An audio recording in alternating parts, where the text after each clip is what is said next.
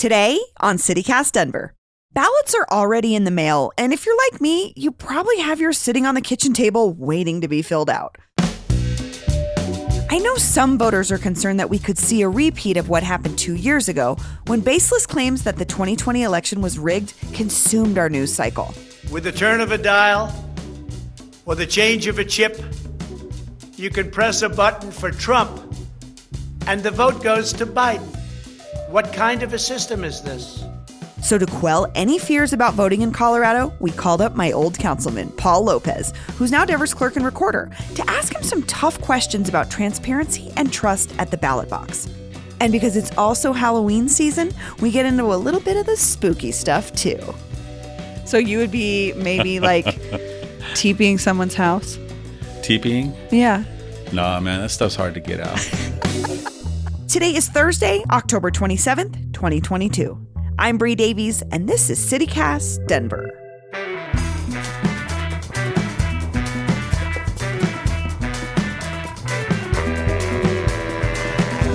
Polish Club, I have too many memories of the Polish Club. I'm like, nope, we are not having it there. We're going to go down the street to revision. Start fresh. I mean, Polish Club gets just booked years in advance, right? It's like busy. a kid is born, it's like, I want this day for the quinceañera. Clerk and recorder Paul Lopez, welcome back to CityCast Denver. Thank you. It's actually good to see you in 3D and be here in person. In real life. I know. So I'm going to start with the hardest hitting question we've got. What are you looking more forward to? Election Day, Halloween, or Dia de los Muertos? Dang, man, that's a hard question. well, you know what? I always look forward to Election Day. Like, this is going to be my 7th election that I've overseen. Really? Yeah. I know. I have the same kind of reaction in my head, too, because it just seems like yesterday we were just causing a ruckus and like filling potholes and stuff. And now we're defending the vanguard of democracy, right? So, I look forward to the 8th. It's always fun because I get it's the last day to vote, and we just really get to do that push, for people who are last minute folks running to the ballot boxes and dropping them off. We want to make sure people vote early. So we're doing that now. But, Dia de los Muertos, I love it because it just speaks to who we are, and I get to connect with. I'm going to get a little teary because this is the first time that I have new ancestors. I had to connect with my new ancestors. Yeah. And then Halloween, because I stopped passing out the little candy. So I went to Costco and bought that big old pack of Reese's and all the Kit Kats. Oh, you're and the stuff guy like that gives the full size. Somebody's got to spoil the kids in I the know. hood. Okay, but let me tell you, I live in Barnum. I get no trick-or-treaters. I hardly get them too. Okay. And that's beyond me because I would spend hours as a kid. I'd come back with a pillowcase full of stuff to mess up my teeth. And it's just, I think the times are changing. Yeah. And knowing that, I'm not going to, you're going to make it worth their while. I'm going to make it worth their while. And like I said, someone's got to spoil the kids, show some love to the kids in the hood with a full-size Hershey's. Oh my God. You're the dream house now. I feel like then you get like extra trick-or-treaters. Well, the landscaping's gotten out of control, so it looks a little scary. But I got a big dirt pile in my yard, so I feel you. Yeah, it does shoot, man. But I look forward to it. I love it. I love seeing them come up, and I love being able to see the kids smile and tell me what they're dressed as and stuff like that. So. Okay, let's talk about the election a little bit. And before we get into sort of what's going on this year or how we can help voters be more engaged, I do have to ask you about the ballot guides that went out a couple weeks ago. Yeah. Denverite reported that your office made a mistake in the Spanish language version of the guide. Can you just explain what happened? Yeah, we were notified by Denverite that we had some errors in our Spanish translations, and it was just one word, right? So the one word that was duplicated in two different ballot issues, being climate and then the other homelessness. And so once we looked at that, initially we missed, right away we thought, okay, this is probably a vendor error, and we did that mistakenly. the more we looked into it and the more we investigated it, because I had asked my staff, look, if there were spotting one error, let's all get in a room, let's close the door, we're ordering pizza, and we ain't going to come out of there until we do another proof. And in that other proof, we realized that there were a couple of other errors, some omissions. And so of omissions of some con statements. And so, right out the gate, I'm the clerk and recorder. Right. For our best times and our hard times. And when we make mistakes, we have to be transparent about our mistakes. And we got to do everything that we can to correct it. With that particular translation error, that's our fault. Sure. And we are doing everything possible to make sure that that doesn't reflect poorly amongst our vendor, because our vendor is a good vendor and they have a great cause. And that's the entity that's printing. Yeah. Well, they're translating. So they're translating. Okay. A lot of what's in our book is a lot of legalese. Sure. I mean, my best Barrio Chicano Calo Spanish, I could never bat at that level, right? And so this is a very technical legal language that we pay a vendor to go through and do all of that, right? It's very time consuming, but it is a city vendor. That's those mistakes. The others we did not omit. We accidentally omitted con statements that came in on some ballot initiatives that came in on time and should have been included in Denver's Blue Book, right? So you'll see that the mailer goes out, it deals with those initiatives, and it corrects that by making sure that those statements are included so that voters know that that's part of the Blue Book, right? So like I said, they're not excuses. We have, 6 days to turn around and do that. We have staff that have been operating under the most difficult of circumstances. By no means an excuse, but an explanation of how this works behind the scenes. I told my staff, look, we're going to have bumps in the road. When we recognize those mistakes, we have to be transparent and we have to take responsibility for them, right? And it's a good thing that we were able to meet a deadline so that we were able to get the mail out for folks in time to be able to see them. So there's like a correction issued. I'm just thinking something that I know is important to you. We live in the same communities. Spanish-speaking residents are a prominent part of our community. And do you worry at all that they feel disenfranchised or that they're missing? They feel like they might be missing that crucial information. I constantly think about that every single day for every voter. We do not want anybody to be disenfranchised or misinformation. And that's why we corrected it immediately on the web. We put it through all our social media. We put it in Spanish and todas nuestras redes social, and we even sent out a mailer, right? So we are doing everything possible to make sure that people got these, before the ballots hit. And I think it's absolutely important. We have, been very transparent. Yes, I care very deeply. It's the community I come from. But our ability to do that and to turn around quick, it says a lot about the elections division and the team that I'm a part of. Yeah, absolutely. I mean, this is a massive undertaking. Yeah. Mistakes or not, you're dealing with people's vote. And as the clerk and recorder, myself, Paul Lopez, elected clerk and recorder, I'm accountable to that.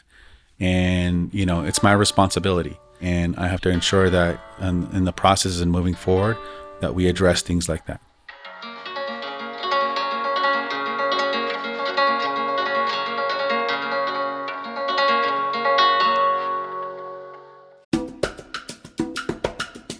This episode is brought to you by Aura Frames.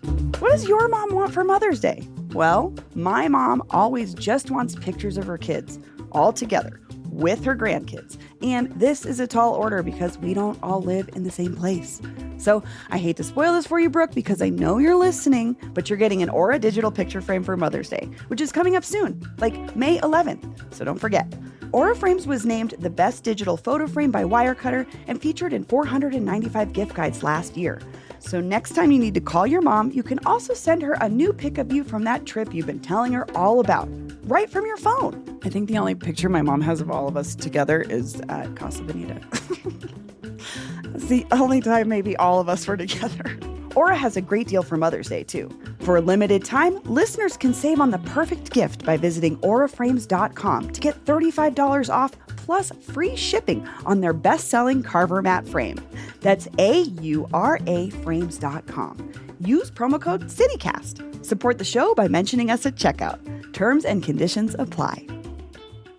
So you were talking a little bit earlier about we still have polling places, right? Colorado's really known because we have this excellent mail-in system.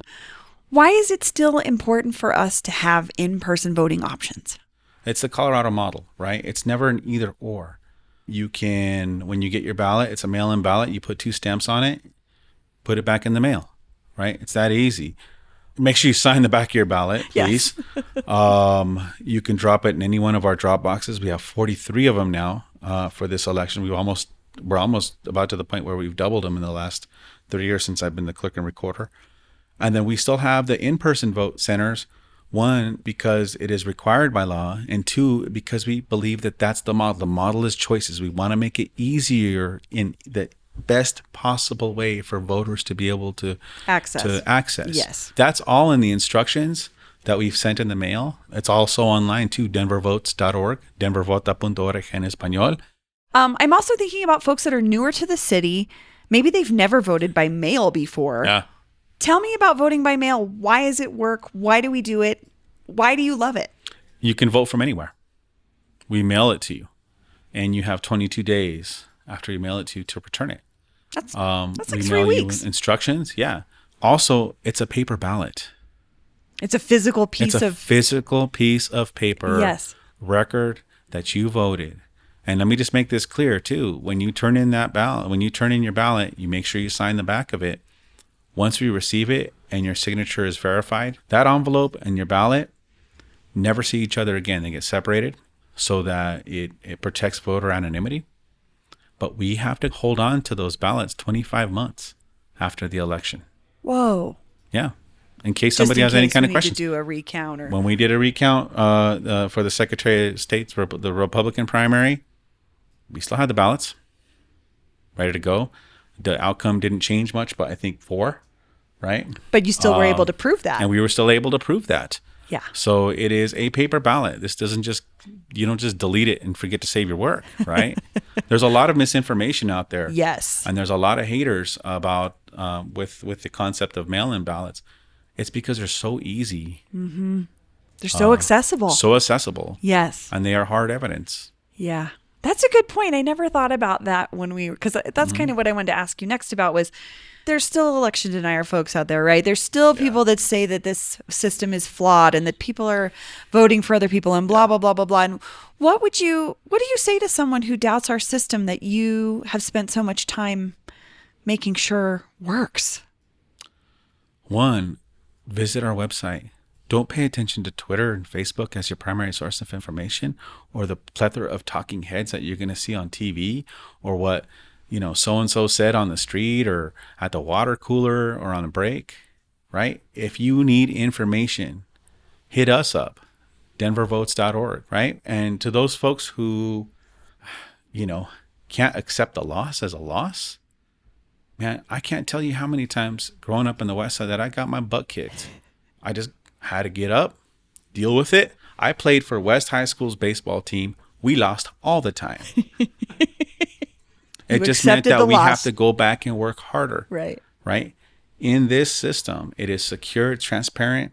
There is no proof of any kind of fraud or anything like that. So a lot of the talking heads are it's part, and sadly, it's not as innocent as it sounds, because it's part of a nefarious national movement to try to undermine our democracy. And it is dangerous, and it is voter suppression.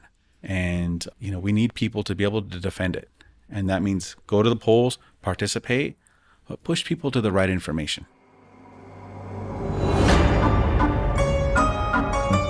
Okay, last question. What are you more afraid of, Clerk Lopez? Election fraud or ghosts? I would say I would probably see a ghost in my lifetime more than any kind of election fraud. I'm tending to agree with you here. Yeah. That kind of creeps me out. I hear noises. I don't know if it's a squirrel.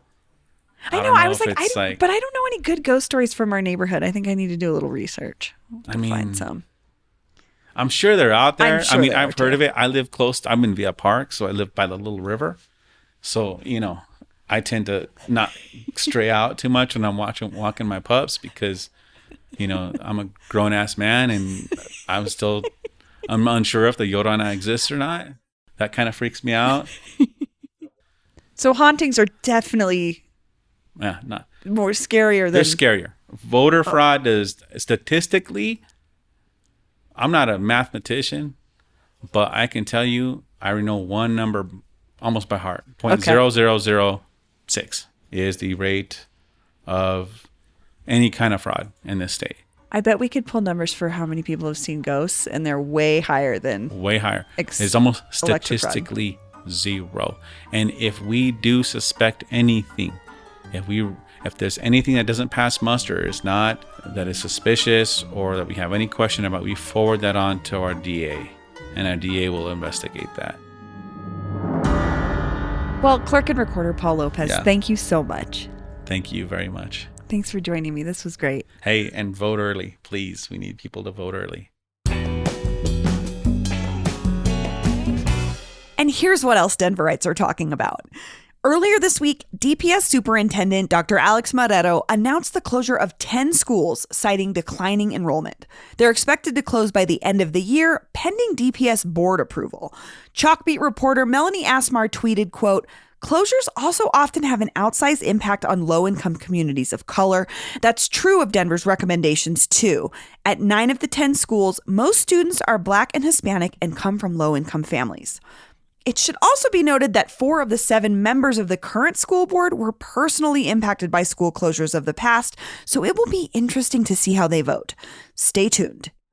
And in what I think is good news, apparently the gentlemen behind Boom Car Wash, the name of the LLC that purchased Lake Steam Baths, are promising that they will not be tearing down the bathhouse. One of the new owners, Tyler Weston, told Business Den, quote, "It's not going to be a car wash." Apparently, the plan is to incorporate the beloved community business into the ground floor of a new apartment building, which would be great. But I've seen enough developer renderings and the actual realities that follow those renderings to know that, well, I'll just believe it when I see it. Here's to hoping Lake Steam gets another 95 years of business on West Colfax. That's all for today here on CityCast Denver. If you enjoyed the show, why not take a minute to tell La Llorona about us? Rate the show wherever you get your podcasts and subscribe to our morning newsletter, Hey Denver, by texting Denver to 66866. We'll be back tomorrow morning with more news from around the city. Bye-bye.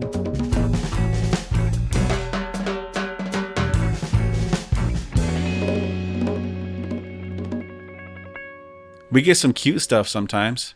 I know. I always want to be like, can I put a note in there? Will that invalidate my... No, it won't invalidate your ballot. We had some kid, a parent, their kid had their own little ballot and they wrote and they voted on their own little piece of paper. And that was sent in. And that was that melted all of our hearts. I love that. And then, we get, get the F. Paul Lopez and all this other stuff, little messages, little sweet nothings. But at the end of the day, you're like, I'm reading it because we count every vote. Yeah. And they know, too.